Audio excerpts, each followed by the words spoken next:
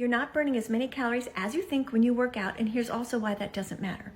All right, so you go on an elliptical or treadmill or whatever, and at the end of the day, you get the little reward of how many calories you burned, and then you've got that in your head, and you know how many calories you burned. So, by the way, later on, you probably eat a little more because you saw that number, and you knew you burned a little bit extra, so maybe you can eat some more. Okay, been there, done that. That's a diet mentality. That's what us dieters do. I am no longer a dieter. Not since the year 2000, but I remember it. I remember it because it was painful. So, but let's think about this. If I'm doing nothing, let's say I burn just 2,000 calories a day, just doing nothing. That number is just random. It could be less, it could be more, but let's just use that for my math that I've already done.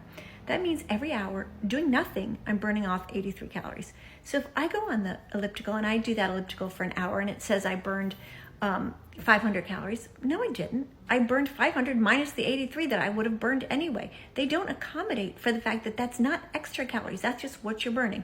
Now, that's not that big of a difference between, let's say, 500 and 500 minus 83. But here's the point. All this math that we do as dieters in our brain to try to figure out how many calories, it's just so inaccurate. It's so different person to person that it's not reliable.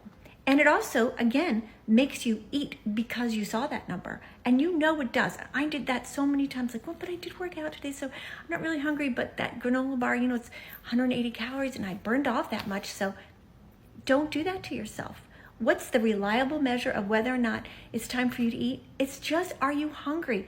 I know it seems so simple, and it is, but those simple things in life are frequently just, we throw them away because they're too simple and no one makes any money. So, the next time you're doing a lovely workout because you feel good and you're trying to energize, not deplete yourself, just ignore that number. Don't even look at it because it's not doing you any good, okay? You could do this. Come join the happy land of intuitive eating where food is great and exercise is also great and not punishing, and it invigorates you. It doesn't deplete you, and that's a big deal.